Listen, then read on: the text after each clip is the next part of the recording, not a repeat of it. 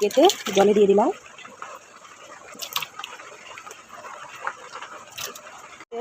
দিয়ে দেবো লবণ, জাফরান,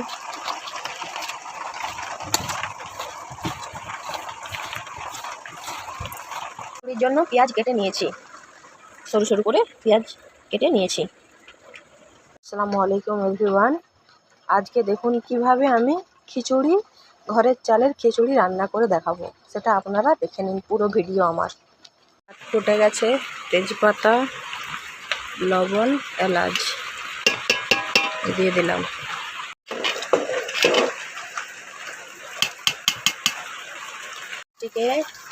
তেল দিয়ে দেবো আলু ভাজার জন্য।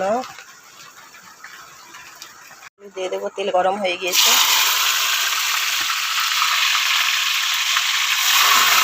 আমি দিয়ে দিলাম আদা রসুনের পেস্ট, পরিমাণ মতো লবণ, জিরে গুঁড়ো, লেবুর রস,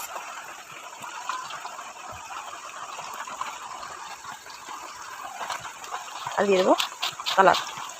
মাখিয়ে নেব, ভালো করে মেখে নেব। মেখে আমি রেখে দেবো ঢেকে, মাংস ঢেকে 10 মিনিট রেখে দিলাম। তখন এদিকে আমার আলু ভাজা করে নেব, ভালো করে লাল করে ভেজে নেব।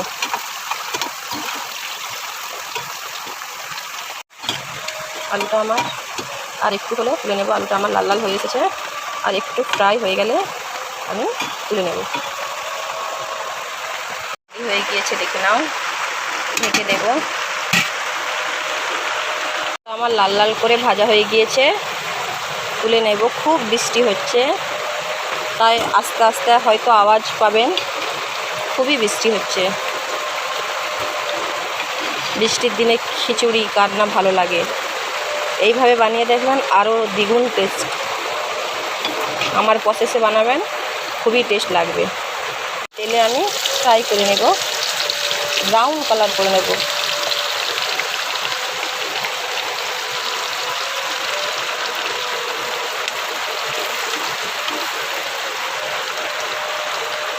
এত কম মাংসই কি করে হবে? ছোট ছোট করে পিস করে নেবে। বাড়ির চালেই করবে, খুবই টেস্টি লাগবে। আমার প্রসেসটা দেখুন ভালো করে, দেখে এইভাবে বানাবেন, খুবই সুস্বাদু। তারপর আমাকে কমেন্ট করবেন, তার আগে নয়। পেঁয়াজ কুচির আমার কালার চলে এসেছে, দেখে নিন। ব্রাউন কালার এসে গিয়েছে, আর একটু ব্রাউন কালার হলেই আমি তুলে নেব তেল থেকে।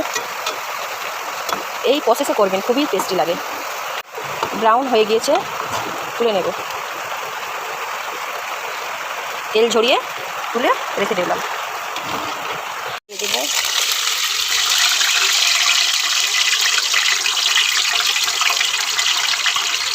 গিয়েছে,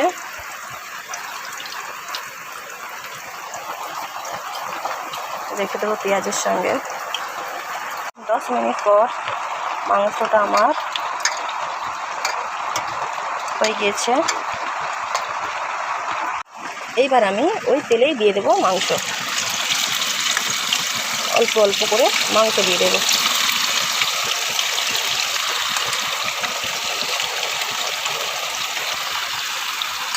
ভালো করে ভেজে নেব, লাল করে ভেজে নেবে।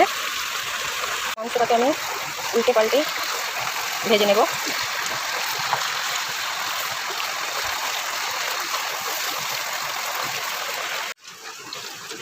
মাংসটা আমি লাল করে ভেজে নিয়েছি।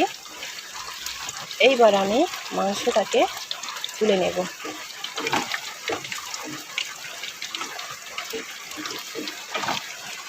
আমার ভাজা হয়ে গিয়েছে, মাংসটাকে তেল থেকে তুলে নেব।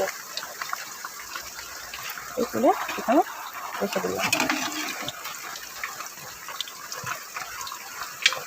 ভাজা হবে, আমি আবার একবার দিয়ে দেবো পুরো মাংসটা।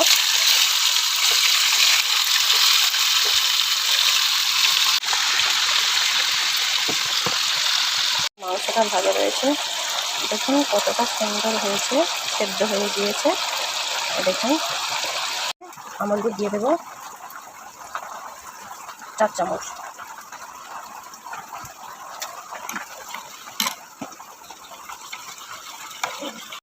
ভাজা হয়ে গেছে 2 রাউন্ড। তুলে নেব। সেটা আমার এগুলো ভাজা হয়ে গিয়েছে। এখানে দিয়ে দিলাম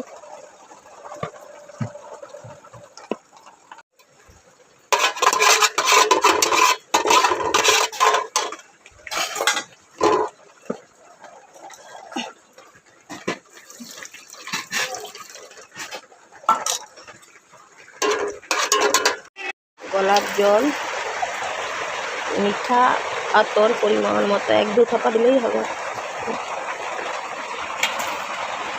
পেঁয়াজ বেরেস্তা সেটাই দিয়ে দিলাম, দিয়ে ভালো করে মাখিয়ে নিলাম।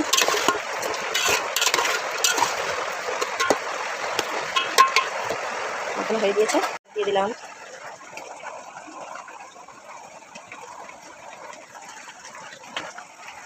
একটু বিরিয়ানির মশলা, দিয়ে দিলাম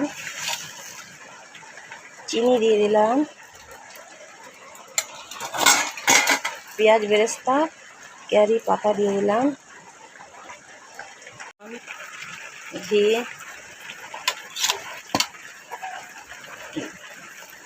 কালার দিয়ে দিলাম দুধের সঙ্গে। এইবার আমি ভালো করে একটু নিচ করে নাড়িয়ে নেব।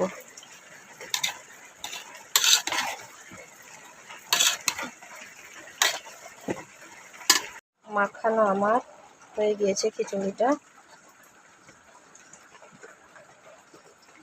ঢাকা দিয়ে গ্যাসে দমে বসিয়ে দিলাম।